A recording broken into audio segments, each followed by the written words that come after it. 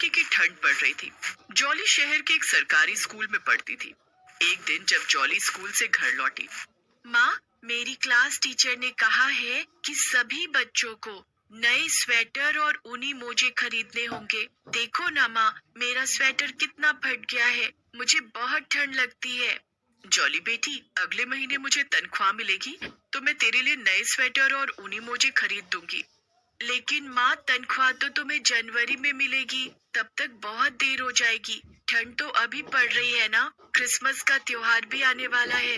Christmas पर सभी बच्चे नए नए कपड़े, नए स्वेटर और नए जूते मोजे पहनेंगे। मैडम ने कहा है कि जो बच्चे नए स्वेटर और ऊनी मोजे खरीदेंगे, उन्हें ही क्रिसमस के प्रोग्राम में भाग लेने का मौका मिलेगा। प्रोग्राम में सेंटा भी आएंगे और सभी बच्चों को गिफ्ट देंगे। माँ, मेरा बड़ा मन है कि मैं भी क्रिसमस प्रोग्राम में भाग लूं और क्रिसमस मनाऊं। जॉली बेटी, तुझे तो पता है ना कि मेरी तनख्वाह सिर्फ 8,000 रुपए है। वो भी महीने की 10 तारीख को मिलती है और 15 तारीख को खत्म हो जाती है। जानती हूँ माँ, पापा के जाने के बाद तुम कितना संघर्ष कर रही हो। मेरी जरूरतें पूरी करने के लिए उस बड़े से मॉल में दिन भर पोछा लगाती रहती हो। माँ, क्रिसमस आने में अभी 15 दिन बाकी हैं। अब से स्कूल से लौटकर मैं भी तुम्हारे काम में हाथ बटाऊंगी। उससे जो कमाई होगी, उससे मैं नए स्वेटर और मोजे खरीद लूंगी। जॉली बेटी, उसके लिए मुझे अपने ठेकेदार से बात करनी होगी। ठीक है माँ, तुम जब कल काम पर जाओगी तब ठेकेदार अंकल से बात कर लेना। मैं शाम को आऊंगी तब काम पर लग जाऊंगी। ठीक है जॉली बेटी। दूसरे दिन जॉली जब स्कूल जाती है तो सभी बच्चे उसे देखकर हंसने लगते हैं, क्योंकि जॉली का स्वेटर फटा हुआ था। जॉली ने देखा कि सभी बच्चे नए स्कूल ड्रेस, नए स्वेटर और नए जूते मोजे भी पहने हुए थे। जॉली की क्लास टीचर ने कहा, जॉली, तुमने नए स्वेटर क्यों नहीं खरीदे?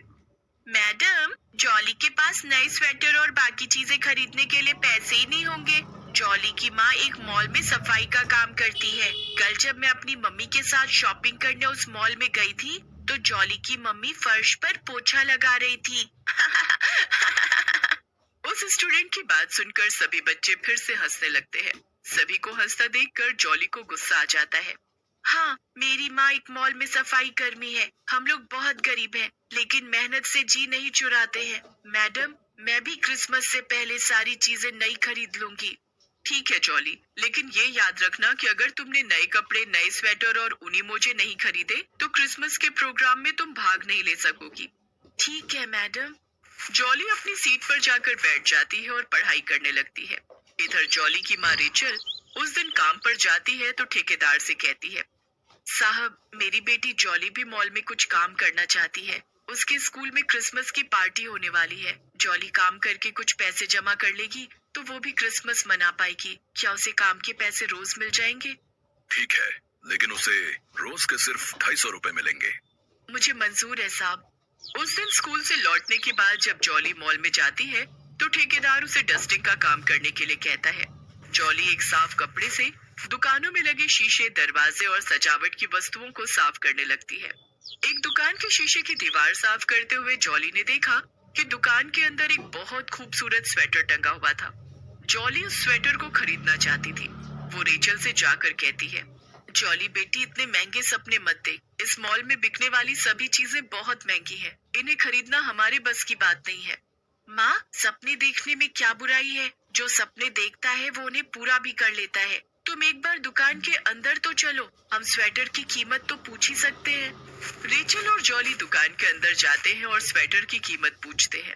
अरे, तुम तो वही हो ना जो मॉल में पोछा लगाती हो? जी साहब। देखो, इस स्वेटर को खरीदना तुम्हारे बस की बात नहीं है। हाँ। अंकल, आप स्वेटर की कीमत बताइए। स्वेटर खरीदना है या नहीं वो हम तय कर लेंगे। अरे, ये स्वेटर 10,000 की है भाई। स्वेटर की कीमत सुनकर जॉली और रेचल दुकान से बाहर आ जाते हैं। बड़े आए स्वेटर खरीदने। जॉली बेटी, देख लिया तूने, स्वेटर तो हम खरीद नहीं पाए, ऊपर से हमारी बेइज्जती भी हो गई। कोई बात नहीं माँ, हम कोई सस्ता स्वेटर खरीद लेंगे। जॉली अब रोज शाम को मॉल जाती और डस्टिंग का काम करती। बदले में ठेकेदार उसे रोज के 250 रुपए देता। धीरे धीरे दिन बीत रहे थे। क्रिसमस का त्योहार नजदीक आ गया था। 2 दिन के बाद क्रिसमस का त्योहार है। स्कूल में प्रोग्राम होने वाला है। मुझे अपने लिए नए स्वेटर, नए कपड़े और जूते मोजे खरीदने होंगे। अपने पैसे जोड़कर देखती हूँ कितने इकट्ठे हुए हैं। जॉली अपनी कमाई जोड़ने लगती है तो देखती है कि उसके पास कुल 2000 रुपए ही हुए थे। ये तो बहुत कम है, लेकिन मुझे अपने लिए शॉपिंग तो करनी पड़ेगी। फ्राइडे मार्केट से सारी शॉपिंग कर लूंगी। वहाँ सारी चीजें सस्ते में आ जाएंगी और मेरी शॉपिंग भी हो जाएगी। जॉली रेचल से कहती है कि वो उसके साथ फ्राइडे मार्केट चले। जॉली और रेचल मार्केट जाने के लिए घर से बाहर निकल ही रहे थे कि तभी मकान मालिक आ गया। अरे सेठ जी, आप कहिए कैसे आना हुआ? अरे तू तो ऐसे पूछ रही है जैसे तुझे मालूम ही नहीं। पिछले महीने ही मैंने किराया बढ़ाने के लिए कहा था। तूने अगले महीने का वादा किया था। इस बार मुझे बढ़ा हुआ किराया चाहिए, नहीं तो अभी के अभी मकान खाली कर दे। सेठ जी, आपको तो पता है कि हम कितने गरीब हैं। अगर आपने किराया बढ़ा दिया तो हमारे पास खाने के पैसे नहीं बचेंगे। जॉली की पढ़ाई भी छूट जाएगी। देखो, मुझे इन बातों से कोई लेना देना नहीं है। मुझे जो है मेरे पैसे चाहिए बस। सेठ जी, आपको आपके पैसे मिल जाएंगे। जॉली ने 2000 रुपए निकालकर मकान मालिक को दे दिया। और बाकी के 2000 कब मिलेंगे? अगले महीने की 10 तारीख को जब माँ की तनख्वाह आ जाएगी तो आपको बाकी के पैसे भी मिल जाएंगे। मकान मालिक अपने पैसे लेकर चला जाता है। ये तूने क्या किया जॉली बेटी? अब तू शॉपिंग कैसे करेगी? कोई बात नहीं माँ, मेरी शॉपिंग से घर का किराया ज्यादा जरूरी है। लेकिन तेरे स्कूल में क्रिसमस का प्रोग्राम है, तू उसमें भाग नहीं ले पाएगी। तेरा क्रिसमस मनाने का बहुत मन है ना? माँ, जीसस चाहेंगे तो मैं क्रिसमस जरूर मनाऊंगी। दूसरे दिन जॉली जब स्कूल जाती है तो देखती है कि स्कूल में क्रिसमस की तैयारी चल रही थी। सभी बच्चे स्कूल को सजा रहे थे। जॉली को देखकर एक बच्ची कहती है, जॉली, सभी बच्चे कितने सुंदर